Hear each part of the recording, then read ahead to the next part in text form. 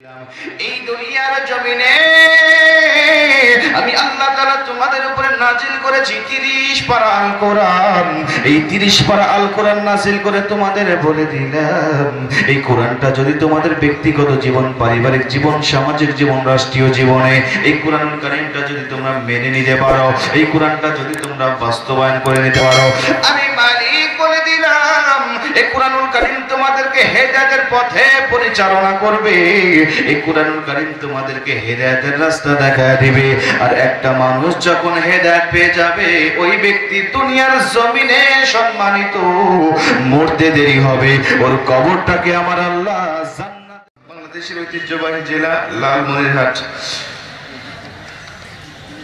আদিতবাড়ি থানার অন্তর্গত মারকাজুত তাকওয়া ইন্টারন্যাশনাল বালক বালিকা মাদ্রাসা এর উদ্যোগে আয়োজিত অত্র এলাকার সর্বস্তরের তাওহীদি জনতা কর্তৃক নিয়ন্ত্রিত আজকের নন্দিত মাহফিলের সম্মানিত সভাপতি সাহেব জনাব মোহাম্মদ আজিজার রহমান, আল্লাহ পাক সভাপতি সাহেবকে কোরআনের মঞ্চের সভাপতিত্বে বরকতে আমৃত্যুকাল পর্যন্ত কোরআনের সাথে ব্যাপৃত থাকার তৌফিক দান করুন, জোরে করে আমিন।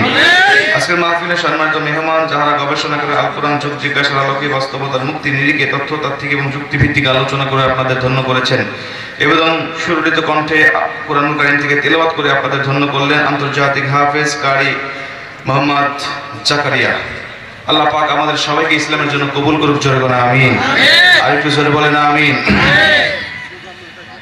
আমার সামনে বসার দূরদাস থেকে আসা সম্মানিত মুরব্বিয়ান আযম, স্নেহের কচি ও কাঁচা পর্দার অন্তরালের মা এবং বোনেরা, এদেশের হীরা খচিত রত্নরাজি অরুণ পথের তরুণ দল, বিপ্লবী চেতনায় উজ্জীবিত মধুভাষিত সম্মানিত যুবক ভাইরা, আসুন সর্বপ্রথম আমরা সে আল্লাহর শুকরিয়া আদায় করছি যে আল্লাহ পাক আমাদেরকে ভালোবেসে দয়া করে মায়া করে 10 মাস 10 সন্তানকে একত্রিত হয়ে এরকম একটি দ্বীনি মাহফিলে দ্বীনি বৈঠকে আমাদের কবুল করলেন। আমরা বেজার না খুশি? কম না বেশি? বেশি যদি খুশি হই আওয়াজটা একটু বেশি দেওয়ার দরকার আছে না নাই? ওরকম একটি আওয়াজ দিয়ে বলেন তো দেখি আলহামদুলিল্লাহ। দুনিয়ার কোন সন্তান যখন মাকে মা বলে ডাক দেয়, মা খুব খুশি হয়। দুনিয়ার কোন সন্তান যখন বাবাকে বাবা বলে ডাক দেয়, বাবার অন্তর ঠান্ডা হয়ে যায়। আল্লাহ পাক বলে, বান্দা বড় সুন্দর একটা জবান দিয়ে তোমাকে সৃষ্টি করেছি, ওই জবান দিয়ে তুমি যখন আমি আল্লাহকে আল্লাহ বলে ডাক দাও, আমি আল্লাহর একবার প্রশংসা আদায় করে নাও, আমি আল্লাহর কুদরতি অন্তর তোমার উপরে সন্তুষ্ট হয়ে যায়, জোরে আর বিশ্বনবী বলেন যে ব্যক্তির প্রতি মহান আল্লাহ পাক অল্প সময়ের জন্য, কিঞ্চিত সময়ের জন্য সন্তুষ্ট হয়ে যায়, ওই বান্দার ঠিকানা যদি থাকে জাহান্নামে, এই অল্প সময়ের মধ্যেই ওর ঠিকানা জাহান্নাম থেকে কেটে দিয়ে আমার আল্লাহ জান্নাতি করে দেয়, জোরে তাহলে আল্লাহর শুকরিয়া আদায় করার দরকার আছে না নাই? এত জোরে একটা শুকরিয়ার আওয়াজ দিবেন, আপনার আওয়াজ শুনে এখনো যারা বাহিরে ঘোরাফেরা করছেন তারা আসে এখানে চতুর্দিকে দাঁড়িয়ে যেতে এবং বসে যেতে বাধ্য হবে ইনশাআল্লাহ। এখানে চতুর্দিকে ফেরেশতারা ঘেরাও করে দাঁড়িয়ে আছে, এই ফেরেশতা এই মাহফিলটা কবুলিয়তের জন্য সাক্ষ্য হয়ে যাবে, পারবেন তো ইনশাআল্লাহ? তাহলে সেই আল্লাহর শুকরিয়া আদায় করছি যিনি শুনি নীলাভ নীলিমাময় মেঘ মুক্ত মহাকাশ, চন্দ্র সূর্য গ্রহ নক্ষত্র কীট পতঙ্গ সররাজি, আফ্রিকার গহীন বনে লুকিয়ে থাকা হিংস্র প্রাণী, সমুদ্রের তল তলে তলিয়ে থাকা নীল তিমি, পদতলে পিপিলিকা উড়ন্ত পক্ষীরাজি সহ আমাদের সকলের ক্ষুধার খাদ্য এবং পিপাসার পানির ব্যবস্থা করেন যে মহান সত্তা, ওই মহান মালিকের উপরে এমন একটি কণ্ঠ দিয়ে শুকরিয়ার আওয়াজ দিবেন, আপনার আওয়াজ শুনে এখানে চতুর্দিকে ফেরেশতারা ঘেরাও করে দাঁড়িয়ে আছে, এই ফেরেশতা আল্লাহর কাছে গিয়ে সাক্ষ্য দিবে, আল্লাহ মারকাজুত তাকওয়া ইন্টারন্যাশনাল বালক বালিকা মাদ্রাসার উদ্যোগে যে মাহফিলের আয়োজন করা হয়েছে, এই মাহফিলে বসে তোমার কিছু বান্দারা তোমার কোরআনুল কারীমের প্রেমে পাগল হয়ে তোমার শুকরিয়ার আওয়াজ দিতে গিয়ে এত জোরে আওয়াজ দিয়েছে, আমরা ফেরেশতারা খুশি হয়ে তোমার কাছে দোয়া করছি, যতক্ষণ পর্যন্ত এই মাহফিলটাকে কবুল না করবে, এই মাদ্রাসাটাকে কবুল না করবে, এই শ্রোতাদেরকে কবুল না করবে, ততক্ষণ পর্যন্ত আমরা ফেরেশতারা তোমার কাছে দোয়া করতেই থাকবো, জোরে কান সুবহানাল্লাহ, আর জোরে কান সুবহানাল্লাহ।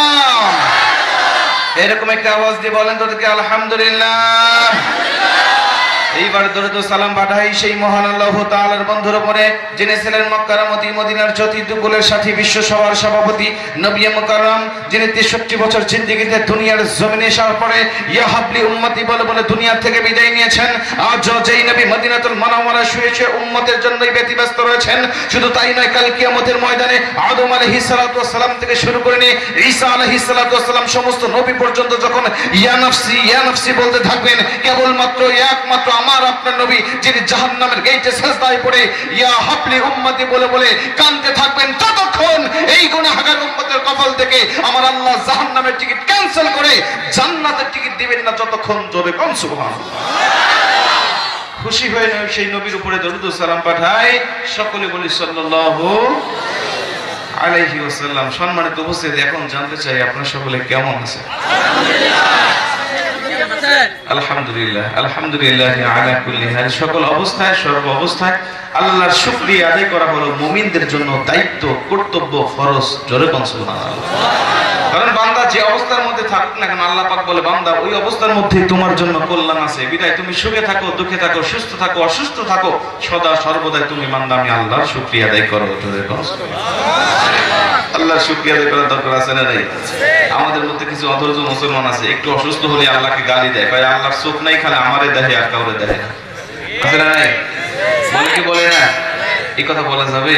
বিশ্বনবী বলেছেন যে ব্যক্তি অসুস্থ হলো এবং অসুস্থ হওয়ার পরে ধৈর্য এবং সহিষ্ণুতার সাথে একটা রাত অতিক্রম করলো, মহান সৃষ্টিকর্তা মহান আল্লাহ পাক ওর জীবনের সব সগীরা গুনাহগুলো মাফ করে দিল।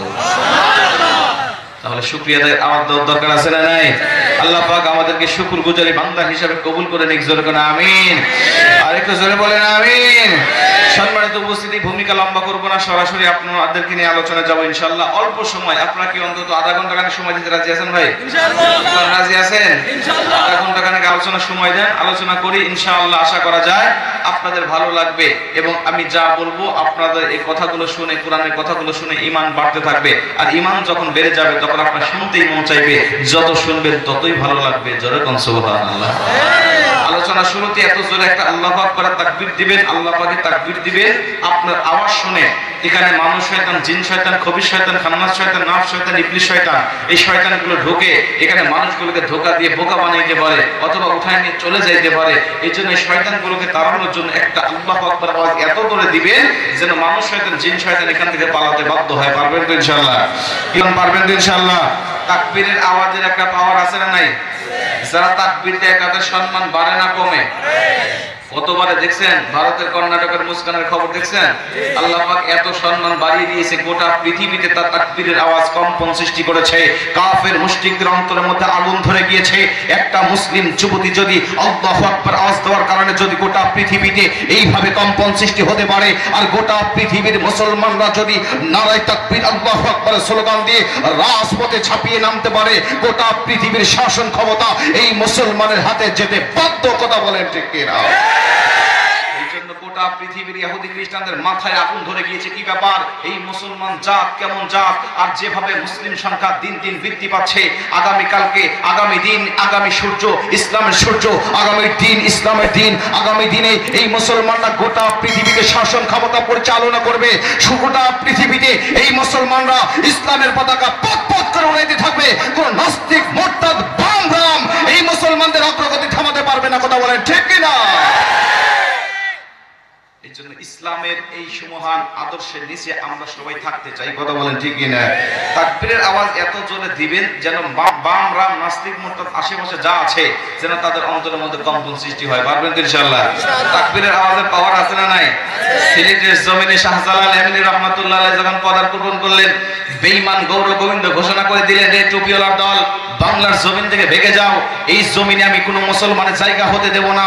এই বাংলার জমিনে কোনো টুপিওয়ালা, পাগড়িওয়ালা এই বাংলার জমিনে প্রবেশ করতে পারবে না।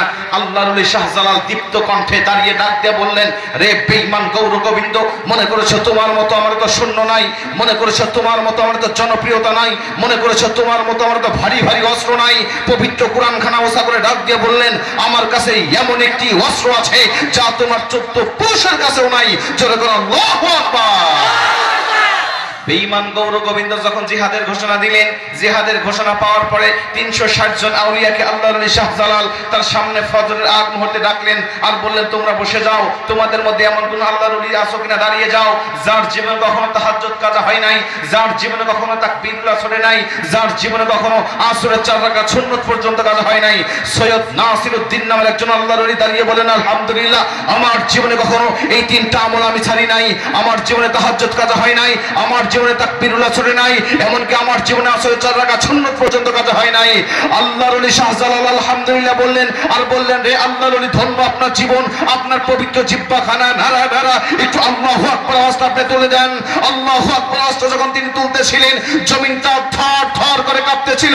ইতিহাস বলে আল্লাহু আকবার আওয়াজটা যখন তুলতেছিল, বেঈমান গৌর গোবিন্দের রাজপ্রাসাদগুলো ধুলি কম্পিত হচ্ছিল। হঠাৎ দেখা গেল আজানের আওয়াজ শেষ আর বেঈমান গৌর গোবিন্দের রাজপ্রাসাদ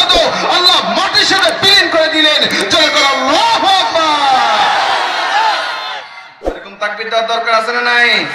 নাস্তিক মুরতাদ বাম রাম যদি আমাদের তাকবীরের আওয়াজটা খাটো করতে চায় তাদের বাধা কি মানা যাবে? জোরে বলতে হবে মানা যাবে।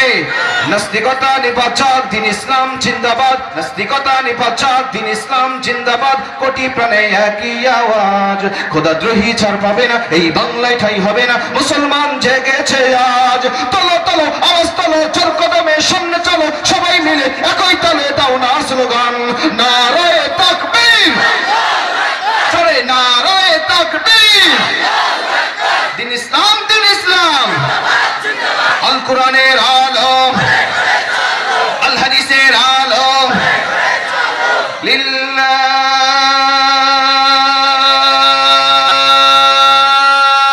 তাকবীর। মুসলমান ভাইরা আমার খুব মনোযোগ দিয়ে কথাগুলো শুনে নিবেন। রেল আলমনিরহাটের মুসলমান, আমার আল্লাহ রাব্বুল আলামিন বলে দিলেন সূরা জুমার 39 নম্বর সূরা 24 নম্বর পারা 2 নম্বর পৃষ্ঠার প্রথম নম্বর লাইন, আয়াত নম্বরটা হলো 41।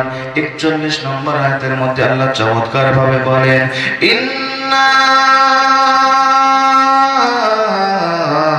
আনজালনা আলাইকাল কিতাবা লিন-নাসি বিল হক ফামান ইহতাদা ফালিনাফসিহি ওয়া মান দাল্লা ফাইন্নামা ইয়াদিল্লু আলাইহা ওয়া মা আনতা আলাইহিম বিওয়াকিল।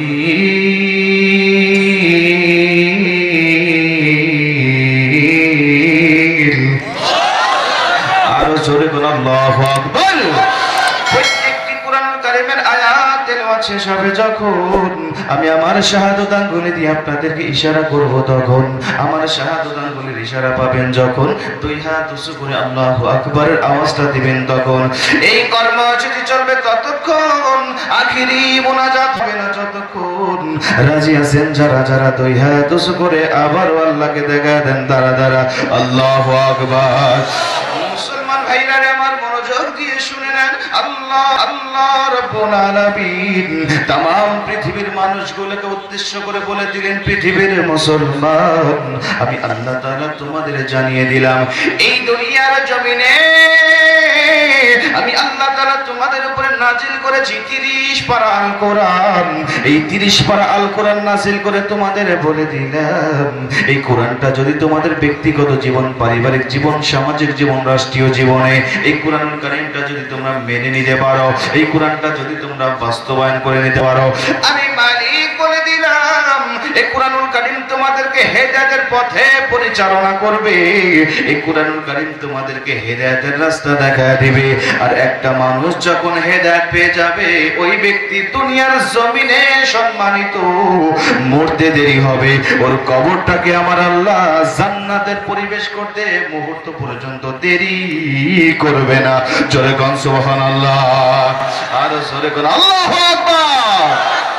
মুসলমান বন্ধু আমার খুব মনোযোগ দিয়ে শুনে নেন, আল্লাহ রাব্বুল আলামিন বলে দিলেন, রে পৃথিবীর মুসলমান এই কোরআনুল কারীম তুমি মানবা, তুমি যে ধর্মের অনুসারী হও না কেন, কোরআনুল কারীমের কাছে যখন আসবা বোঝার নিয়তে, জ্ঞান অর্জন করার নিয়তে, কোরআনুল কারীম থেকে জ্ঞান অর্জন করার নিয়তে যখন তুমি কোরআনুল কারীমের কাছে আসবা, এই কোরআনুল কারীম তোমাকে চয়েস করে, বাছাই করে, তোমাদের মধ্য থেকে যাচাই করে, মুনতাখাব করে তোমার গলায় হেদায়েতের মালা পরায়া দিবে। আর হেদায়েতের মালা যখন তুমি পেয়ে যাবে তখন তুমি পরিপূর্ণ মুসলমান হয়ে যাবে।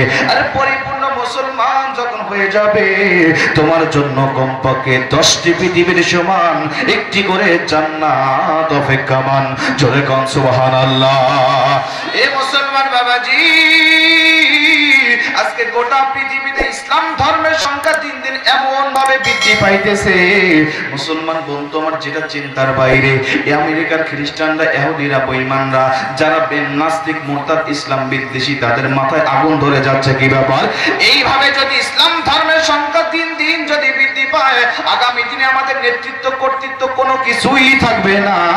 এ মুসলমান বন্ধু আমার, বর্তমান ওয়াইসি রিপোর্ট দিচ্ছেন, এই রিপোর্টটা দেখে ইহুদি খ্রিস্টানদের মাথা আরো খারাপ হয়ে গিয়েছে। ওয়াইসি রিপোর্ট দিচ্ছেন প্রতিদিনে সারা পৃথিবীতে প্রতিদিন গড়ে প্রতিদিন 8,500 অমুসলিম প্রতিদিন কালেমা পড়ে মুসলমান হচ্ছে। জোরে বলেন আল্লাহু আকবার, আল্লাহু আকবার বলেন। গোটা পৃথিবীতে প্রতিদিনে 8,500 মুসলিম কালেমা পড়ে মুসলমান হয়। ইহুদি খ্রিস্টানরা এগুলো দেখে মাথায় আগুন ধরে যাচ্ছে। এই মুসলমান শুধুমাত্র তাই নয়, এরা যে অমুসলিম মুসলমান হচ্ছে, এরা কোন কারণে হচ্ছে, কোন আয়াতকে, কোন হাদিসকে, ইসলামের কোন নিয়মকে গবেষণা করে মুসলমান হয়, এগুলো যখন তারা ওপেন করে দেয়, আর অন্যান্য ইসলাম বিদ্বেষীরা, ইহুদি খ্রিস্টান বেঈমানেরা যখন এই রিপোর্ট গুলো দেখতেছে, তারাও কালেমা পড়ে পড়ে মুসলমান হয়ে যাচ্ছে। ইসলাম ধর্মটা এত সুন্দর ধর্ম, মুসলমান একটু মনোযোগ দিয়ে কথাগুলো শোনেন, দেখেন আপনার ঈমানটা বেড়ে যাবে। মাহফিলে ঢুকেছেন কেমন ঈমান নিয়ে, বের হওয়ার সময় ঈমানটা নিজেই মাপতে পারবেন। আল্লাহর কসম করে বলে দিই, যদি আলোচনার প্রতি আমাদের আপনাদের মনোযোগ থাকে, এই আলোচনাটাই আপনার ঈমানটা বাড়িয়ে দিবে। এ মুসলমান বাবাজি, গোটা পৃথিবীতে আজকে হাজার হাজার মুসলিম কালেমা পড়ে মুসলমান হয়। গত এক সপ্তাহ আগে একটা খবর দেখেছেন আপনারা অনেকেই। এই মুসলমান নাম হলো ডাক্তার আব্দুর রহমান আস-সুমাইদ, বাড়ি হলো তুরস্কের জমিনে। আমেরিকা কানাডা থেকে গ্রাজুয়েট শেষ করে তিনি আফ্রিকায় গেলেন। আফ্রিকায় যাওয়ার পরে বিভিন্ন মসজিদ মাদ্রাসা নির্মাণ করলেন। মাদ্রাসা নির্মাণ করার পরে আব্দুর রহমান আস-সুমাইদ ঘোষণা দিচ্ছেন, আমার হাতে হাত রেখে আমার দীর্ঘ জীবনে 1,10,00,000 বেঈমান কালেমা পড়ে মুসলমান হলো। জোরে কোন সুবহানাল্লাহ, আল্লাহু আকবার বলে। মুসলমান বন্ধু আমার, এরা এমনি এমনি কালেমা পড়ে মুসলমান হয় না। ইসলামের সুমহান আদর্শ দেখে, ইসলামের সৌন্দর্য দেখে কালেমা পড়ে মুসলমান হয়। এই তো কয়েকদিন আগে খবর দেখেছেন, ভারতের একটা যুবতী মেয়ে কালেমা পড়ে মুসলমান হলো। বাপ দাদা তার চাচারা ডাক দিয়ে কয়, মা আমার তুমি কেন কালেমা পড়ে মুসলমান হলে বলো তো দেখি। তোমার মা হিন্দু, বাবা হিন্দু, তোমার 14 পুরুষ হিন্দু, তুমি কেন আমার ধর্মের মুখে চুনকালি দিয়ে কালেমা পড়ে মুসলমান হলে? তুমি কি কোনো মুসলমান যুবককে বিয়ে করতে চাও কিনা, বা কোন মুসলমান যুবকের প্রেমে পড়ে তুমি কালেমা পড়ে মুসলমান হয়েছো কিনা? যুবতী মেয়েটি ডাক দিয়ে কয়, বাবা চাচা আমার, আমি কোন মুসলমান যুবকের প্রেমে পড়ি নাই, কোন মুসলমান যুবককে বিয়ে করার জন্য কালেমা পড়ে মুসলমান হয় নাই, বরং আমি মুসলমানদের ধর্মের সৌন্দর্য দেখে, আমি মুসলমানদের ধর্মের ইবাদতের প্রেমে পড়ে আমি আমার বাপ দাদার ধর্ম ছেড়ে কালেমা পড়ে মুসলমান হয়ে গিয়েছি। জোরে বলো আল্লাহু আকবার। চাচারা ডাক দিয়ে কয়, মা আমার মুসলমান ধর্মের কোন সৌন্দর্য তুমি দেখলে? এই মুসলমান ধর্মের কি সৌন্দর্য তুমি পেয়েছো? তিনি বললেন, চাচা গোটাটাই হলো সৌন্দর্য। তাদের ধর্মের শুরু থেকে নিয়ে শেষ পর্যন্ত প্রত্যেকটা জিনিসের মধ্যে রয়েছে সৌন্দর্য। আমার মা যখন দুনিয়ার থেকে বিদায় নিয়ে চলে যায়, আমার মাকে যখন নিয়ে যাওয়া হলো শ্মশান ঘাটে পোড়ানোর জন্য, আমি কোনোদিন কোনো মানুষকে পোড়ানো দেখি নাই। আমার মাকে যখন শ্মশানে নিয়ে যাওয়া হলো, আমি চলে গেলাম আমার মায়ের সঙ্গে শ্মশানের মধ্যে। চিতায় যখন আমার মাকে শোয়ানো হলো, আমার মায়ের নিচে খড়ি, উপরে খড়ি দিয়ে তাকে স্তর বাই স্তর ভাবে সাজানো হয়েছে। হঠাৎ করে আমার গুরু ঠাকুর আমাকে ডাক দেবে, মা তোমার মায়ের মুখে তোমাকে আগুন দিয়ে পুরায়া দিতে হবে। তিনি বলছেন, এই কথাটা আমার কলিজায় এমন ভাবে আঘাত লাগলো, আমি ডাক দিয়ে বললাম, চাচা আমার, এটা আমার পক্ষে কোনোভাবেই সম্ভব হবে না। আমি আমার মায়ের মুখে আগুন দিব, এটা আমার পক্ষে সম্ভব নয়। তিনি বলছেন, যদি তোমার মায়ের মুখে তুমি আগুন না দিতে পারো, তাহলে তোমার মা কিন্তু নরকে যাবে, স্বর্গ পাবে না। এ মুসলমান, তিনি বললেন, এই কথা বলার পরে আমার অন্তরে আরেকটা আঘাত লাগলো। এমন ধর্মের নিয়ম, যেই নিয়মটা এত নিষ্ঠুর হতে পারে। আমি যখন নিজের ইচ্ছার বিরুদ্ধে আমার মায়ের মুখে আগুনটা ধরা দিলাম, আমি তাকিয়ে দেখি আমার মায়ের সুন্দর মুখখানা মুহূর্তের মধ্যে পুরে বিবর্ণ হয়ে গেল, মুহূর্তের মধ্যে কালো কুচ্ছিত হয়ে গেল। আমার মায়ের সুন্দর যে মায়াবী চেহারাটা আমি এখন দেখে নিজে নিজেই ভয় পাচ্ছি, আরে কি কুচ্ছিত চেহারা। আমি তাকিয়ে দেখি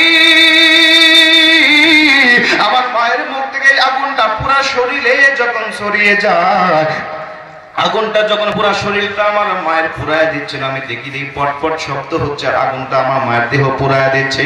আমার মা দেখি বাঁকা হয়ে যায়, নড়াচড়া শুরু করে দেয়। আমার মা যখন বাঁকা হয়ে যায়, আমার কোন গুরু ঠাকুর আমার মাকে মাকে লাঠি দিয়ে বাড়ি মারে, কেউ আমার মাকে খড়ি দিয়ে বাড়ি দিয়ে টান টান করে শোয়া দেয়। আমি চিন্তা করলাম আমার মা কি জীবিত হয়ে গেল কিনা, এইভাবে কেন আমার মাকে মারা হচ্ছে বলেন তো। আমার গুরু ঠাকুর ডাক দেখেন, মা তোমার মা জীবিত হয় নাই, তোমার মা জীবিত হয় নাই, বরং তোমার মায়ের শরীরে আগুন লাগার কারণে, হিট লাগার কারণে রগগুলো যখন খুশিয়ে আসতেছে তখন তোমার মা পাকা হয়ে যায়। এই জন্য তোমার মাকে বাড়ি দিয়ে রগগুলো যখন টান করে দিই তখন তোমার মা সোজা হয়ে যায়। মুসলমান তিনি বলছেন এই নিষ্ঠুরতা দেখে আমার চক্ষু দিয়ে দরদর করে পানি পড়তেছে। আরে আমি মারা গেলেও তো আমাকে এইভাবেই পোড়ানো হবে, আমি মারা গেলেও তো আমাকে এইভাবেই কষ্ট দেওয়া হবে। এই মুসলমান বাবাজি তিনি যখন এই চিন্তা চেতনা করলেন, বললেন চাচা আমি আর ওখানে থাকতে পারলাম না, বাসায় চলে আসলাম। আমি চিন্তা করলাম শুধু একটা, এই ধর্ম কখনো সত্য ধর্ম হতে পারে না, আমি মারা গেলেও আমাকে এইভাবে পোড়ানো হবে, এই ধর্ম কখনো আমাকে স্বর্গ পর্যন্ত নিয়ে যাইতে পারে না। আমি চিন্তা করলাম সত্য ধর্ম তো পৃথিবীতে একটা আছে, ওই ধর্ম কোনটা আমাকে খুঁজে বের করতে হবে। তিনি বলছেন বিভিন্ন ধর্ম সম্বন্ধে আমার গবেষণা শুরু হয়ে গেল। প্রত্যেকটা ধর্ম সম্বন্ধে গবেষণা করে কিন্তু প্রতিটা বিষয় আমার কাছে ভালো লাগে না। একটা ধর্মের একটা নিয়ম ভালো লাগলে অন্য নিয়মটা আমার কাছে ভালো লাগে না। একটা নিয়ম সঠিক মনে হলে অন্য নিয়মটা আমার কাছে ভুল মনে হয়, গোজামিল মনে হয়, আমার কাছে মন গড়া মনে হয়। অবশেষে আমার একজন মুসলিম বান্ধবী ছিল, বান্ধবীকে ডাক দিয়া বললাম, বান্ধবী আমার তোমার ধর্মের খবর কি বলো, তোমার ধর্মের কি অবস্থা আমাকে জানিয়ে দাও। আমার মুসলিম বান্ধবীর কাছে যখন তার ধর্মের নিয়ম সম্বন্ধে জানতে চাইলাম, আমার মুসলিম বান্ধবী আমাকে ডাক দিয়া বললেন, শোনো কোন নিয়মটা তুমি জানতে চাও? বললেন তোমার ধর্মের মানুষরা যখন মারা যায় কবর দেওয়া পর্যন্ত তার সাথে কেমন ব্যবহার করা হয়। আমার মুসলিম বান্ধবী তার মৃত মানুষের সঙ্গে কেমন ব্যবহার করা হয় এই নিয়মগুলো যখন আমাকে সুন্দর করে আমাকে বোঝাচ্ছিলেন, আমি তাকিয়ে দেখি মুসলমানদের ধর্মের এত সৌন্দর্য রয়েছে। মুসলমানদের নবী মুসলমানদের লাশগুলোকে এত সম্মান দিয়েছে, মুসলমানদের লাশকে এত সম্মান দিয়েছে। লাশকে কষ্ট দেওয়া তো দূরের কথা, লাশের সঙ্গে খারাপ ব্যবহার করা তো দূরের কথা, লাশের পাশে দাঁড়িয়ে একটা মানুষ জোরে চিল্লায়া কথা বলা পর্যন্ত নিষেধ রয়েছে। জোরে কোন আল্লাহু আকবার, আরো জোরে কোন আল্লাহু আকবার। এত সৌন্দর্য নিয়ম দেখে আমি সঙ্গে সঙ্গে মুগ্ধ হয়ে গেলাম। এক পর্যায়ে মুসলমানদের একটা নিয়ম দেখে আমি একটু প্রশ্নের মুখে পড়ে গেলাম। আমার বিবেক আমাকে প্রশ্ন করে, কি ব্যাপার, প্রত্যেকটা নিয়ম তো ভালো লাগলো কিন্তু এই নিয়মটা আমার কাছে কেমন যেন মন গড়া মনে হয়। কোন নিয়ম? এ মুসলিম বান্ধবী তুমি কোনো প্রশ্ন উত্তর দিতে পারবা কিনা, বা এই নিয়মের কোনো বৈজ্ঞানিক ব্যাখ্যা তুমি আমাকে দিতে পারবা কিনা? তিনি বললেন কোন নিয়মের বৈজ্ঞানিক ব্যাখ্যা তুমি চাও? তিনি বলছেন দেখো প্রতিটা নিয়ম ভালো লেগেছে আমার, এটা খারাপ লাগছে বিষয়টা এমন নয়, কিন্তু আমি একটু প্রশ্নের উত্তর পাইলে আমি তৃপ্তি পাই। বলছেন কি বিষয় বলো তো দেখি। বলে তোমার ধর্মের মানুষ যখন মারা যায় তাকে দাফন কাফন সম্পন্ন করার আগে বড়ই পাতার গরম পানি দিয়ে গোসল করানো হয়। রে বান্ধবী আমার, এত পাতা থাকতে যদি পাতা দিয়েই গোসল করাতে হয় তাহলে অনেক গুণে মানে ভরপুর গাছের পাতা, গাছের ছাল, গাছের শিকড় রয়েছে দুনিয়াতে, সেগুলো বাদ দিয়ে কেন তোমার নবী সামান্য বড়ই পাতা দিয়ে গোসল করার কথা বললেন? আমরা জানি বড়ই পাতার মধ্যে কোনো কিছুই নেই, তেমন কোনো গুণাগুণ নাই, তাহলে এই পাতা দিয়ে কেন গোসল করাতে হবে বলো তো দেখি? তোমার নবী কি কোনো মন গড়া তথ্য এখানে দিয়েছে? আমি যখন এই প্রশ্নটা আমার বান্ধবীকে করলাম, আমার বান্ধবী মুস্কি মুস্কি হাসা শুরু করলো আর ডাক দিয়া বলে, বান্ধবী এটা শুধু তোমার সন্দেহ নয়, বরং তোমার আগেও ফ্রান্সের একদল বিখ্যাত বিজ্ঞানীরা বলেছিল মুসলমান কেন বড়ই পাতা দিয়ে গোসল করা শেষ গোসল। এটা নিয়ে গবেষণা করে তারা পাতিলের মধ্যে পানি নিয়ে বড়ই পাতা ছেড়ে দিয়ে আগুন দিয়ে জাল দিয়ে পরীক্ষা নিরীক্ষা করে এমন একটি তথ্য তারা পাইল, এমন একটি রেজাল্ট তারা পেয়েছে, যে রেজাল্টটা পাওয়ার পরে বাপ দাদার ধর্ম ছেড়ে দিয়ে ফ্রান্সের একদল বিখ্যাত বিজ্ঞানী কালেমা পড়ে মুসলমান হয়েছে। জোরে কোন সুবহানাল্লাহ, আর জোরে কোন আল্লাহু আকবার। বান্ধবী আমার, শুধু মনে করছে তোমার একা একা সন্দেহ না, তোমার সন্দেহ নয়, এই ইসলাম ধর্মের প্রতিটা নিয়ম নিয়ে ইহুদি খ্রিস্টান বেঈমানেরা গবেষণা করেছে কিন্তু ভুল ধরার চেষ্টা করেছে, পারে নাই। এমন এমন কিছু তথ্য পেয়েছে যে তথ্য পাওয়ার কারণে তারা কালেমা পড়ে মুসলমান হতে বাধ্য হয়েছে। এই বড়ই পাতা দিয়ে মুসলমান কেন গোসল করায়? আজকে যদি তোমাকে বলি তুমিও কালেমা পড়ে মুসলমান হতে বাধ্য হবে। জোরে কোন সুবহানাল্লাহ। একটু জোরে কোন সুবহানাল্লাহ। আপনার কি বিরক্ত হচ্ছে, কষ্ট পাচ্ছেন? আপনারা তো খুব ভালো মানুষ, আমি তো আপনাদের এলাকায় মাহফিল করেছি এর আগেও, আমি জানি লালমনিরহাটের মানুষেরা কোরআন প্রিয়, ইসলাম প্রিয়, কথা বলে ঠিক কিনা? এখানে কথা বলে খুব মজা পাওয়া যায়। অন্যান্য জায়গায় কিছু জায়গায় গেলে পরে মাঝে মধ্যে দাঁত কিছু শ্রোতা পাওয়া যায়, মাফলার দিয়ে মুখ পেঁচাইয়া দাঁত মুখ মারি আটকে বসে থাকে। হুজুর আপনি ওয়াজ করতে করতে শহীদ হয়ে যান, প্রয়োজনে মারা যাবেন, দাফন কাফন সম্পন্ন হবে, মাগার সুবহানাল্লাহ হবে না।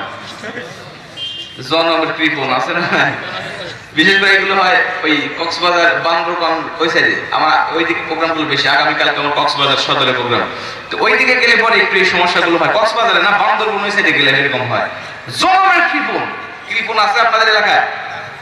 নাই, কৃপণ বলে তো নাকি, না কিপটা বলে? কিপটা।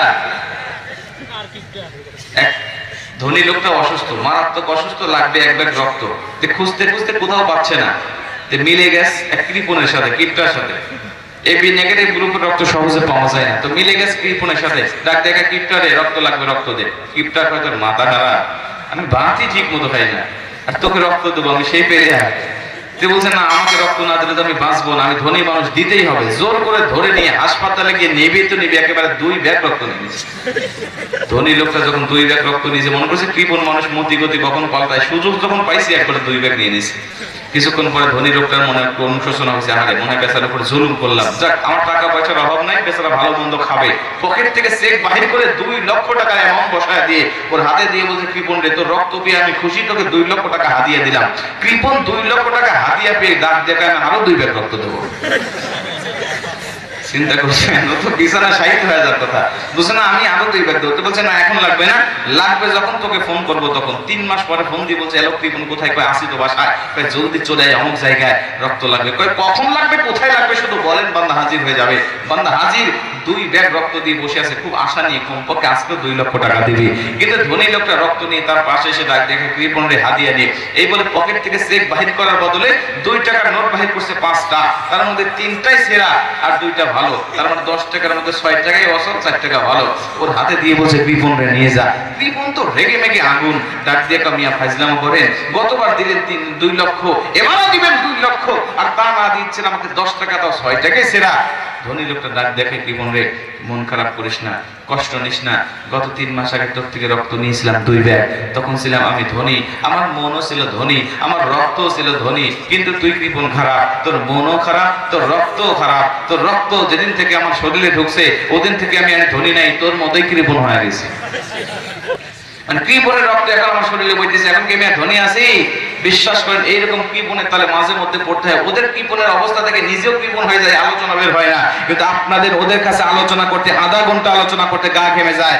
আপনাদের মধ্যে শ্রোতা বাইরে মোটামুটি 2-3 ঘন্টা করা যায়, যেরকম সুবহানাল্লাহ। ভয় পায় না যে হুজুর 2-3 ঘন্টা করবে না, অতক্ষণ করবে না, অল্প সময়ের মধ্যে আলোচনা শেষ হয়ে যাবে। বিশ্বকারী হাফেজ নাজমুস সাকিব আসবে আমাদের মাঝে তেলাওয়াত করার জন্য। প্রিয় ভাইরা আমার, এই জন্য বেশি সময় দিব না, অল্প সময়ের মধ্যে আলোচনা শেষ। আপনারা বিরক্ত হচ্ছেন না তো? দেখেন ইসলাম ধর্মের প্রতিটা নিয়মের মধ্যে কত বৈজ্ঞানিক তথ্য রয়েছে যেগুলো আমরা জানি না, না জানার কারণে আমাদের দুর্বল ঈমান দুর্বল থেকেই যায়। আমরা আজও আজান হওয়ার পরে মসজিদে যাই না, কথা বলেন ঠিক কিনা? জোরে বলেন কথা ঠিক কিনা? আমরা যুবকেরা আজান হচ্ছে একদিকে, অন্যদিকে ফ্রি ফায়ার গেম নিয়ে বসে আছি, অন্যদিকে ফেসবুক টুইটার নিয়ে ব্যস্ত আছি, কথা বলেন ঠিক কিনা? আছে না নাই? ফেসবুক আছে না নাই? ডিজিটাল এই বাংলাদেশে কত কিছু দেখার আছে, দেখতে গেলে শেষ হবে না, অল্প দেখো ভাই। পোলা মাইয়া জোয়ান বুড়া একই রোগে খাইছে ধরা, আধুনিকতার হাওয়া গায়ে লাগছে তাই। যে যাই কিছু বলুক না, গান গায়ে লাগে না, আমরা কিন্তু চালাক জাতি, মোটেও ভয় পাই না। আমগো দেশে ফেসবুক আছে আমরা বলদ না, আমগো দেশে ফেসবুক আছে আমরা বলদ না, ঠিক কিনা বলে? জোরে বলতে হবে, কথা ঠিক কিনা? আদো বাগলা কারে বলে কিছুই জানে না, বড়দের সম্মান করা মানতে পারে না।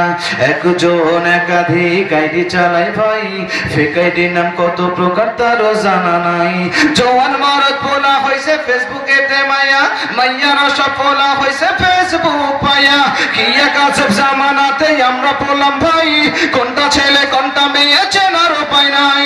এ সুবিধা ফেসবুক দিছে আর কেউ দেবে না, আমগো দেশে ফেসবুক আছে আমরা বলদ না, আমগো দেশে ফেসবুক আছে আমরা বলদ না, ঠিক কিনা বলে? আওয়াজ দিয়ে বলতে হবে, কথা ঠিক কিনা? যত রকম বন্ধুতা সব শত্রু সাজা করে, যত রকম শত্রুতা সব বন্ধু সাজা করে, অন্যের ভালো দেখে শুধু হিংসায় জ্বললা মরে। কথা বলে ঠিক না? পড়ালেখা কর্মকাণ্ড সবকিছু বাদ দিয়া পিচ্ছি পোলায় চালায় ফেসবুক গভীর মন দিয়া। দুই বন্ধুর মাঝে যদি ঝগড়া কবু হয়, সরাসরি না কয়া তো ফেসবুকেতে কয়। ঠিক না বলে? ফেসবুক এখন সংসদ আর হাইকোর্ট হইয়া গেছে, বকলম সব বলদগুলো বিচারপতি হইছে।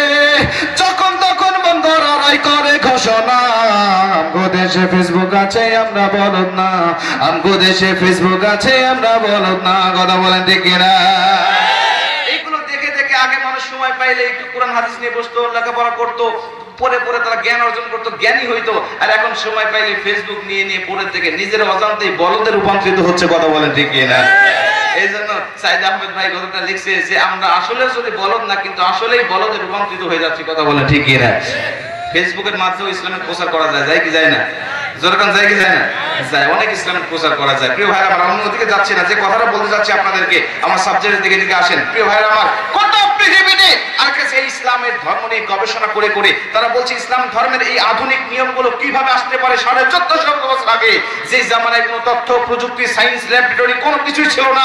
ওই জামানায় এত আধুনিক কথা একটা মানুষের মুখে কিভাবে বলা সম্ভব? নিঃসন্দেহে এই মানুষটা কোনো সাধারণ মানুষ নয়, এই মানুষটা আল্লাহ পাকের পক্ষ থেকে প্রেরিত দূত। অতএব দেরি নয়, ওনার ধর্মটাই হলো সৃষ্টিকর্তা ধর্ম। বাপ দাদা ধর্ম ফেলে দিয়ে কালেমা পড়ে পড়ে মানুষেরা মুসলমান হয়ে যাচ্ছে। জোরে কোন সুবহানাল্লাহ। মুসলমান ভাইরা আমার, খুব মনোযোগ দিয়ে কথাগুলো শুনে নেবেন। যেই কথাগুলো বলতেছিলাম, মুসলমান এই বড়ই পাতা দিয়ে কেন মুসলমানদের লাশগুলোকে ধৌত করানো হয়, জানার দরকার আছে না নাই? জোরে কোন আছে না নাই? মুসলমান একটু মনোযোগ দেন। অল্প সময়ের মধ্যে আমি কথাগুলো আলোচনা ফিনিশিং এর দিকে নিয়ে আসছি। আরেকটা হাদিস বলে দিই, আলোচনা ফিনিশিং এর দিকে নিয়ে আসি। মুসলমান বন্ধু আমার, মুসলমান প্রায় সকলেই আমরা এই হাদিসটা জানি। বুখারী শরীফের মধ্যে আমরা কেউ পড়েছি, আবার কেউ শুনেছি। পড়ে পড়ে বা শুনে শুনে আমরা সবাই আমল করি। قال رسول الله صلى الله عليه وسلم اذا عطس احدكم فليقل الحمد لله। আল্লাহ নবী বলেছেন, যখন তুমি একবার হাসি দিবা, হাসি দেওয়ার সঙ্গে সঙ্গে দেরি করবা না, সঙ্গে সঙ্গে তুমি আলহামদুলিল্লাহ বলে আল্লাহ পাকের শুকরিয়া আদায় করবা। এ মুসলমান বন্ধু আমার, কি জন্য আমরা শুকরিয়া আদায় করি? হাসি দেওয়ার পরে কোনোদিন কল্পনা করি নাই, কিন্তু আমেরিকার একজন বিজ্ঞানী উনি ডাক দিয়ে বলে দিলেন, মুসলমানরা কেন হাসি দেওয়ার পরে তার সৃষ্টিকর্তাকে ধন্যবাদ দিবে? একটা মানুষ হাসি দিতেই পারে, হাসি দেওয়ার সঙ্গে সৃষ্টিকর্তাকে ধন্যবাদ দেওয়ার কি সম্পর্ক আছে? বিশ্ব নবী 1450 বছর আগে একটা কথা বলে গেল, আর এই আধুনিক জামানায় একটা মানুষ কিভাবে সেই কথাগুলো মানবে? কি জন্য সেই কথা মানবে? যিনি বলছেন আমি গবেষণা শুরু করে দিলাম যে হাসির মধ্যে কোনো তথ্য পাওয়া যায় কিনা, শুকরিয়া আদায় করার মতো কোনো গবেষণা পাওয়া যায় কিনা। তিনি বলছেন আমি যখন গবেষণা করলাম, মুসলমান হওয়ার পরে তিনি সাক্ষ্য দিয়েছে, রে পৃথিবীর মানুষেরা, এই হাসির পিছনে আমি 3টা বছর ব্যয় করেছি। আল্লাহর কসম, এই 3টা বছর ব্যয় করার পরে এবং 2টা রেজাল্ট আমি পেয়েছি, যেই 2টা রেজাল্ট আমাকে মুসলমান বানাইতে বাধ্য করেছে। জোরে কোন সুবহানাল্লাহ, আর জোরে কোন সুবহানাল্লাহ। মুসলমান ভাইরা আমার, প্রতিটা মানুষের আজকে ইসলাম নিয়ে যারা বিজ্ঞানীরা, ইহুদি খ্রিস্টানরা গবেষণা করতেছে, মুসলমান তারা ইসলামের নতুন নতুন তত্ত্বগুলো আবিষ্কার করে করে আমাদের মাঝে ছড়িয়ে দিচ্ছে। আর আমরা দুর্বল ইমানদারেরা যখন এইগুলো দেখতেছি, আমাদের দুর্বল ইমান সবল হয়ে যাচ্ছে। এর জন্য ইসলাম আগামী দিন এই পৃথিবীতে ইসলাম বিজয় হবে, এতে কোনো সন্দেহ নাই। আমার মুসলমান ভাইরা আমার, হাসি দেওয়ার পরে কেন আলহামদুলিল্লাহ বলি আমরা? খুব মনোযোগ দিয়ে কথাগুলো শুনে না আমার মুসলমান বন্ধু আমার। এখানে আমি একটি কথা অ্যাড করতে চাই, যেহেতু আজকে মাদ্রাসার উদ্যোগে মাহফিলের আয়োজন করা হয়েছে, মাদ্রাসা সম্বন্ধে একটি কথা আমি বলে দিই। মাদ্রাসার একজন কুরআনুল কারীমের হাফেজ সম্বন্ধে, আজকে যেহেতু আমাদের মাঝে হাফেজ, আন্তর্জাতিক হাফেজ আমাদের মাঝে আছেন, এই মুসলমান এই হাফেজের মান, এই হাফেজের সম্মান কতটুকু মনে করেন?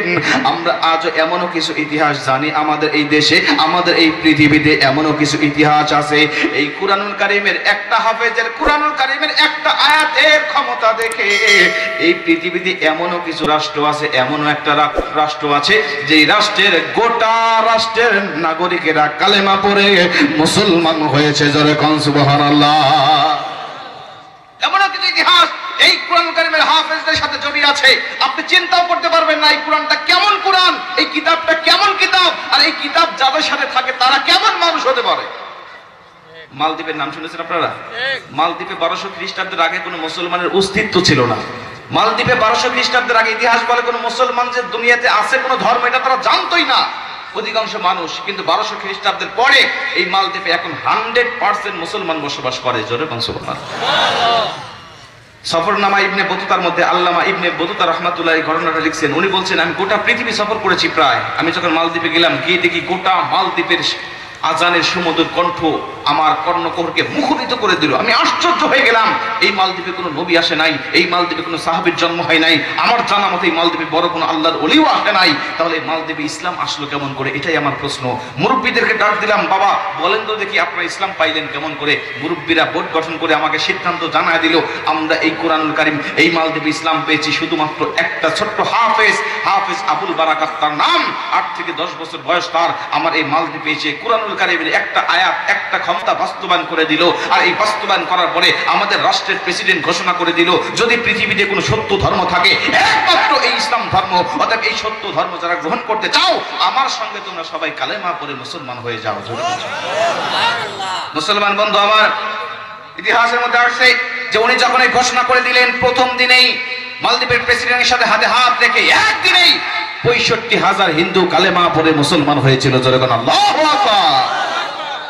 কুরআন কেমন কুরআন, আর কুরআন যাদের সাথে থাকে তারা কেমন মানুষ, একটু মনোযোগ দিয়ে কথাগুলো শোনার দরকার আছে না নাই? বিরক্ত হচ্ছে না তো আপনারা? আমার ভয় লাগতেছে আপনারা বিরক্ত হয়ে উঠে না চলে যান। বিরক্ত হচ্ছে না তো? মুসলমান ভাইরা আমার খুব মনোযোগ দিয়ে কথাগুলো শুনে নিবেন, অল্প সময়ের মধ্যে শেষ করে দিচ্ছি। নাজমুস সাকিব হাফেজ আসবেন। এই মুসলমান বন্ধু আমার খুব মনোযোগ দিয়ে কথাগুলো শুনে নেন। তিনি বলছেন, যখন আমি এই মুরব্বীদেরকে ডাক দিয়া বললাম, বাজান আপনারা বলেন তো দেখি কিভাবে এই কোরআন কারীমের হাফেজ এত বড় ক্ষমতা বাস্তবায়ন করলো, যেটা দেখার পরে এই ছোট্ট মানুষকে এত গুরুত্ব দিল একটা প্রেসিডেন্ট। তিনি বললেন, রে ইবনে বতুতা শুনে রেখে দাও, জেনে রেখে দাও, আমাদের এই মালদ্বীপের কিনারা দিয়ে যাচ্ছিল একটা ব্যবসায়িকদের একটা নৌকা, ওই নৌকার মধ্যে ছিল একটা কুরআনুল কারীমের হাফেজ, নাম হলো হাফেজ আবুল বারাকাত। তিনি কুরআনুল কারীমের হেফজ করার জন্য যখন মাদ্রাসায় ভর্তি হলেন, যা পরে মাথায় রাখে না, মাথায় মনে করতে পারেন না, মাথার জেহেন জাকাওয়াত তার ভালো না।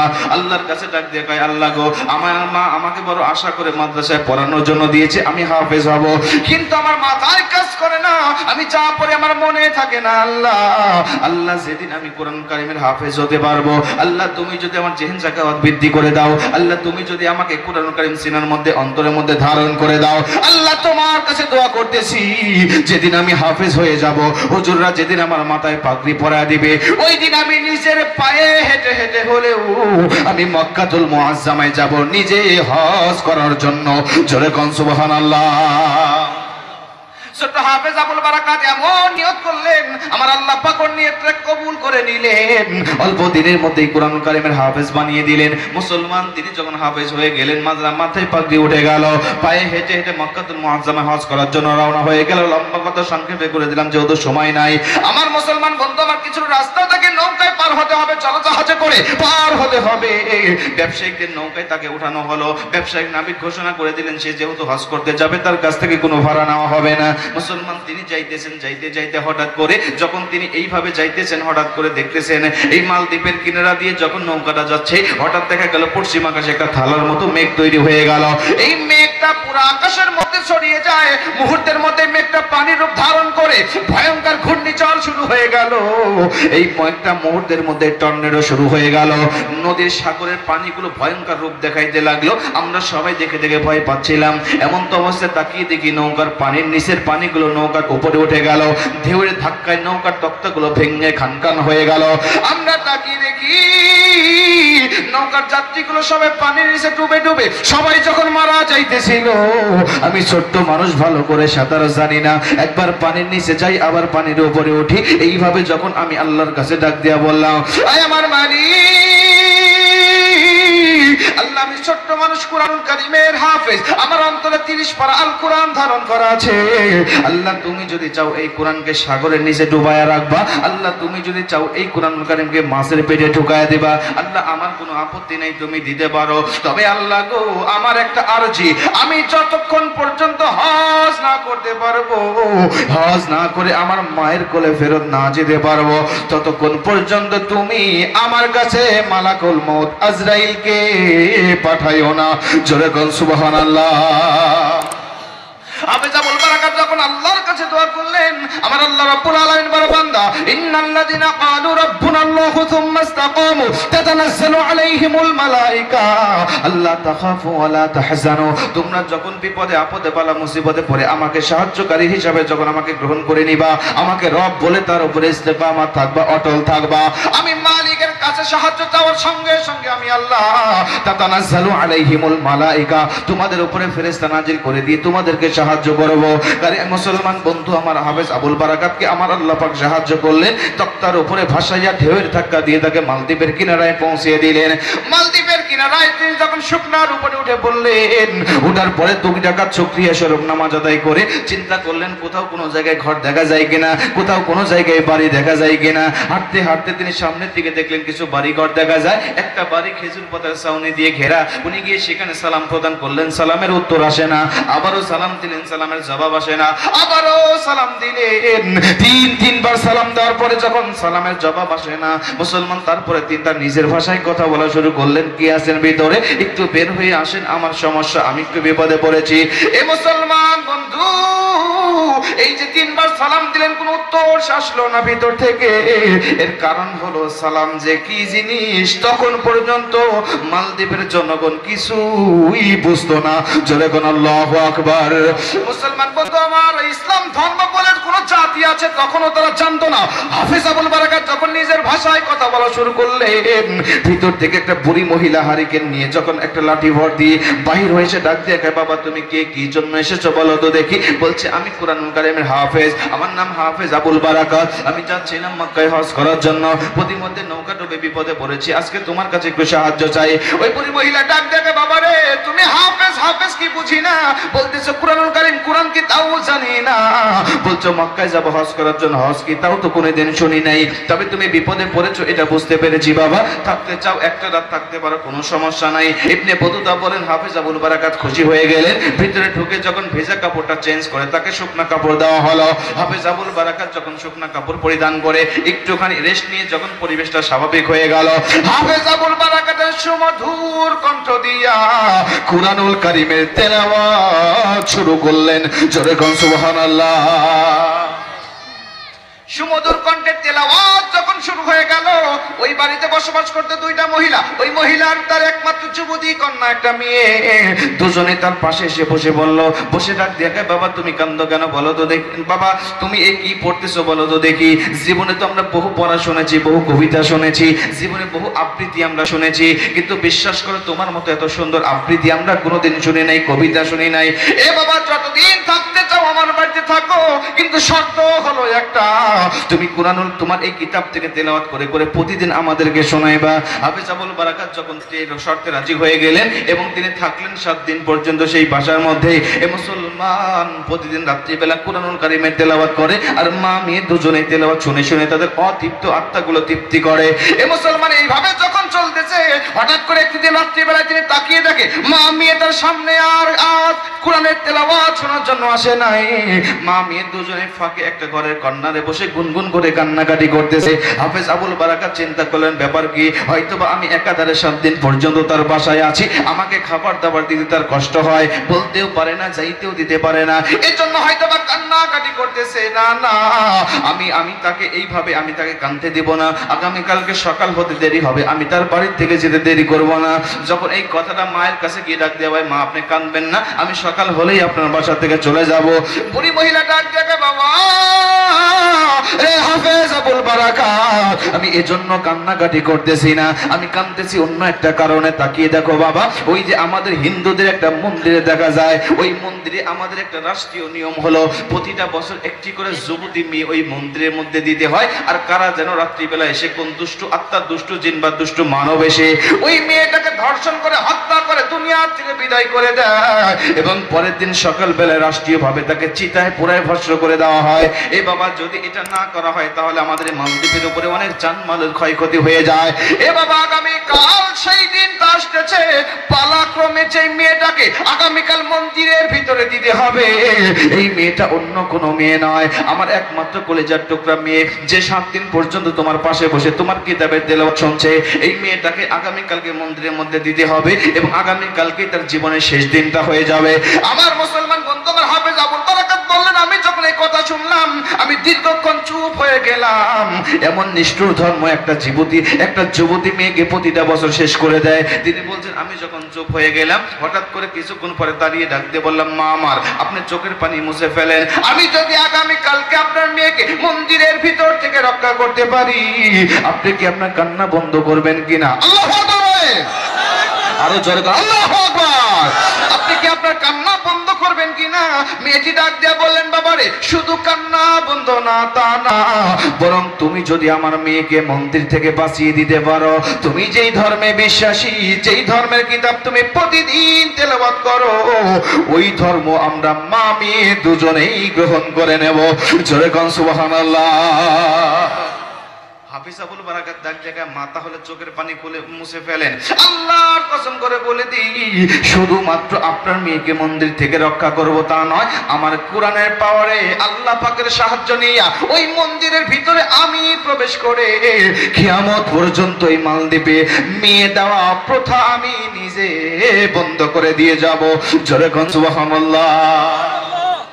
হাফিজ আবুল বারাকাত ডাক জায়গায়, মা আপনার কোনো টেনশন নেই, চোখের পানি মুছে ফেলেন। আগামী কালকে যখন প্রশাসনের লোকেরা আসবে আমার বোনটাকে নেওয়ার জন্য, তাকে দিবেন না, আমাকে দিয়ে দিবেন। আমি যাব সেইখানে মন্দিরে ঢুকে আমি সেখানে বাস্তবায়ন করব আমার আসল খেলা। তিনি বলছেন, ঠিক আছে বাবা, তবে তোমাকে চিনে ফেলবে। বলছে, চিনবে না, আমি ছোট্ট মানুষ, দাড়ি মোছ কিছুই নাই। তারপরে আমার বোনের পোশাক আমাকে পরায় দিবেন। ও যে পোশাক পরে সেই পোশাকটা আমি পরবো। মেয়ে নাকি ছেলে বোঝার ক্ষমতা থাকবে না। মন্দিরের মধ্যে ঢুকে আমি আসল খেলা আমার বাস্তবায়ন করব। তিনি বলছেন, ঠিক আছে বাবা, চলো। মুসলমান পরের দিন সকালবেলা প্রশাসনের লোকেরা যখন চলে আসলো, আসার পরে বললেন, মেয়েটাকে সাজিয়ে দেন, বের করে দেন। মুসলমান বন্ধু আমার, মেয়েটাকে যখন সাজিয়ে দেওয়া হলো, বের করে দেওয়া হলো, এমন তো অবস্থায় যখন হাফিজ আবুল বারাকাত নিজে চলে গেলেন তার সাথে কুরআনুল কারীমের ক্ষমতা বাস্তবায়ন করার জন্য এবং অলৌকিক বিষয়টি দেখানোর জন্য, আমার মুসলমান বন্ধু আমার মন্দিরের মধ্যে ঢুকায় দিলেন। মন্দিরের মধ্যে ঢুকে গেলেন। ভিতর থেকে যখন বাহির থেকে তালা মেরে দেওয়া হলো যেন পালাইতে না পারে, দূরে যেন যাইতে না পারে, মুসলমান বন্ধু আমার হাফেজ আবুল বারাকাত ভিতরে প্রবেশ করে তাকিয়ে দেখে মন্দিরের মধ্যে অসংখ্য মূর্তি দেখা যায়, হিন্দুদের মূর্তি দেখা যায়। এখন উনি চিন্তা করতেছেন, আমি সকালবেলা প্রবেশ করেছি মন্দিরের মধ্যে, আমাকে জোহর, আসর, মাগরিব, ইশা 4টি রাকাত নামাজ, 4টি ওয়াক্ত নামাজ এখানে আদায় করতে হবে। কিন্তু অসংখ্য মূর্তি যেখানে দেখা যায়, মূর্তি যে ঘরে থাকে ওই ঘরে নামাজ পড়লে নামাজ কবুল হয়? কি করে নামাজ কবুল হয়? যে ঘরে মূর্তি থাকে, ছবি মূর্তি থাকে, ওই ঘরে রহমতের ফেরেশতা প্রবেশ করে না। আমরা অনেক জায়গায় মাহফিলে গেলে পরে কিছু ঘরে আমাদের বসতে দেয়, তাকিয়ে দেখি অনেক জীব জানোয়ার এবং নিজের ছবি, বাবার ছবি, দাদার ছবি, 14 পুরুষের ছবি টানায় রাখে, আর মনে করে যে এটা আমাদের জন্য সুফল বয়ে নিয়ে আসবে। কথা বলেন ঠিক কিনা? আছে না নাই? এগুলো করা যাবে না। এই যার ঘরে ছবি মূর্তি আছে, জীব জানোয়ারের ছবি আছে, এগুলো আপনার সরিয়ে রাখবেন, না হলে আপনার ঘরে রহমতের ফেরেশতা আর প্রবেশ করবে না। নামাজ, রোজা, আপনি তাসবিহ, তাহলিল, কোরআন তেলাওয়াত পড়লে ওই ঘরের মধ্যে কোনো ফায়দা আসবে না। এমনকি আল্লাহ না করুক যদি ওই ঘরে আপনার মৃত্যু হয়, তাহলে আপনার মৃত্যুটা রহমতের ফেরেশতা আপনার মৃত্যুর সময় কাছে আসবে না। মৃত্যুটা কেমন হবে নিজেই চিন্তা করেন প্রিয় ভাইয়েরা আমার। এই জন্য এই আমলটা আমরা সবাই করব। হাফেজ আবুল বারাকাত ডাক দিয়ে কয়, এখানে মন্দিরের মধ্যে মূর্তি আমাকে ভাঙতে হবে, কিন্তু মন্দিরের মূর্তি ভাঙা আমার ইসলাম সাপোর্ট করে না। কিন্তু আগামী কালকের থেকে এই মন্দির তো আর মন্দির থাকবে না। যে খেলাটা আমি বাস্তবায়ন করতে যাচ্ছি, আল্লাহর কসম, এই মন্দির ভেঙে মসজিদ তৈরি হবে ইনশাআল্লাহ। জোরে সুবহানাল্লাহ, আরেকটা জোরে কোন সুবহানাল্লাহ। কোরআনের ক্ষমতা আছে না নাই? কোরআনের পাওয়ার আছে না নাই? কত পাওয়ার জানেন? অনেক বেশি। কেমন পাওয়ার দেখেন, যেটা পারে নাই হিন্দুদের কিতাব, যেটা পারে নাই খ্রিস্টানদের কিতাব, প্রতিটা বছর একটি করে যুবতী মেয়ের জীবন প্রতিটা বছর নষ্ট করছে হাফেজ আবুল বারাকাত। সেখানে গিয়ে নিজের জান বাজি রেখে হাফেজ আবুল বারাকাত সেখান থেকে মেয়েটাকে কিভাবে রক্ষা করছে। মুসলমান আপনাকে খুব বিরক্ত হয়ে যাচ্ছেন? খুব বিরক্ত হচ্ছেন? তাকবীর জোরে দেন তো একটা, লিল্লাহে তাকবীর হচ্ছেন, আরেকটু জোরে লিল্লাহে তাকবীর। মুসলমান ভাইরা আমার, আল্লাহুম্মা সাল্লি আলা মুহাম্মাদ ওয়া আলা আলি মুহাম্মাদ كما صليت على إبراهيم وعلى آل إبراهيم إنك حميد مجيد اللهم بارك على محمد وعلى آل محمد كما باركت على إبراهيم وعلى آل إبراهيم إنك حميد مجيد اللهم آمين ربنا ظلمنا أنفسنا وإن لم تغفر لنا وترحمنا لنكونن من الخاسرين ربنا آتنا في الدنيا حسنة وفي الآخرة حسنة وقنا عذاب النار رب ارحمهما كما ربياني صغيرا اللهم رب ارحمهما كما ربياني صغيرا أي আমার মালিক কুদরতি নজর দিয়ে তাকিয়ে দেখেন আল্লাহ তাআলা আপনার কিছু পাগল বান্দারা আল্লাহ দীর্ঘ রাত পর্যন্ত বসে আছে আল্লাহ আল্লাহ তাআলা মালিক তাদের যেন তৃপ্তি হয় না আল্লাহ আন্তর্জাতিক মানের হাফেজরা এসে কোরআনুল কারীমে তেলাওয়াত করেছে আল্লাহ মেহেরবানি করে তাদের অন্তরটা তৃপ্তি হয় না আমি জানি তৃপ্তি হবে না তৃপ্তি হবে সেই দিন জান্নাতের মধ্যে আপনার কণ্ঠে কোরআনের তেলাওয়াত শুনবে যেই দিন আল্লাহ আজকে যেমন একই সাথে একই ময়দানে কোরআনের কথাগুলো বললাম এবং শুনলাম আল্লাহ কাল কিয়ামতের ময়দানে আমাদের সবাইকে এইভাবে জান্নাতের মধ্যে সেই বিশেষ মাহফিলের শ্রোতা হিসাবে কবুল করে নেন আল্লাহ তাআলা মেহেরবানি করে মাহফিলটার যারা সহযোগিতা করেছে টাকা দিয়ে পয়সা দিয়ে বুদ্ধি দিয়ে সময় দিয়ে সকলের সহযোগিতাগুলোকে আপনি কবুল আর মঞ্জুর করে নেন আল্লাহ তাআলা মেহেরবানি করে যাদের মা বাবা ভাই বোন আত্মীয় স্বজন পাড়া প্রতিবেশী চলে গিয়েছে আল্লাহ সকলের কবরগুলোকে জান্নাতের টুকরা হিসাবে কবুল করে নেন আল্লাহ অনেকে 1000 5000 অনেকেই 500 করে টাকা 100 করে 50 টাকা 20 টাকা 10 টাকা দান করেছে আল্লাহ যারা এই সহযোগিতা করলেন সবাইকে কবুল করেন সকলকে উত্তম প্রতিদান উত্তম জাযা দান করে দেন আল্লাহ তাআলা মেহেরবানি করে সবাইকে ইসলামের পথে পরিচালিত হওয়ার তৌফিক দান করে দেন আমাদের মধ্যে অনেকেই অসুস্থ আছে আল্লাহ সুস্থতা দান করে দেন আমাদের মধ্যে অভাবী আছে অনেকেই অভাব দূর করে দেন আমাদের মধ্যে অনেকে ঋণগ্রস্ত আছে ঋণ পরিশোধের ব্যবস্থা করে দেন আমাদের মধ্যে অনেকে বালা মুসিবত আল্লাহ বালা মুসিবত থেকে হেফাজত করে নেন আল্লাহ তাআলা মেহেরবানি করে সবাইকে আপনি ক্ষমা করে দেন যতদিন জীবিত থাকি ঈমানের উপরে জীবিত থাকার তৌফিক দান করে দেন যেদিন চলে যাব আমরা আমাদেরকে ঈমানের সাথে বিদায় নেওয়ার তৌফিক দান করে দেন আল্লাহ তাআলা আমার ভাইজান আন্তর্জাতিক হাফেজ নাজমুস সাকিব আমাদের মঞ্চে উপস্থিত হয়েছে আল্লাহ তাআলা মেহেরবানি করে ভাইজানের শরীর স্বাস্থ্যকে ভালো রেখে দেন আল্লাহ তাআলা কোরআনুল কারীমের খেদমত করার তৌফিক দান করে দেন আল্লাহ তাআলা ভাইজানের কণ্ঠটাকে সুস্থ রেখে দেন আল্লাহ তাআলা মেহেরবানি করে ভাইজানকে আল্লাহ তাআলা ও মালিক মেহেরবানি করে গোটা পৃথিবীর ভিতরে কোরআনুল কারীমটাকে প্রচার করার তৌফিক দান করে দেন আল্লাহ তাআলা আমাদের আরেকজন ভাই হাফেজ জাকারিয়া এসেছিলেন আল্লাহ মেহেরবানি করে তাকেও আপনি কবুল আর মঞ্জুর করে নেন আল্লাহ তাআলা মেহেরবানি করে আমাদের সবাইকে আপনি দ্বীনের খাদেম হিসাবে কবুল আর মঞ্জুর করে নেন سبحان ربك رب العزة عما يصفون وسلام على المرسلين والحمد لله رب العالمين برحمتك يا أرحم الراحمين السلام عليكم ورحمة الله وبركاته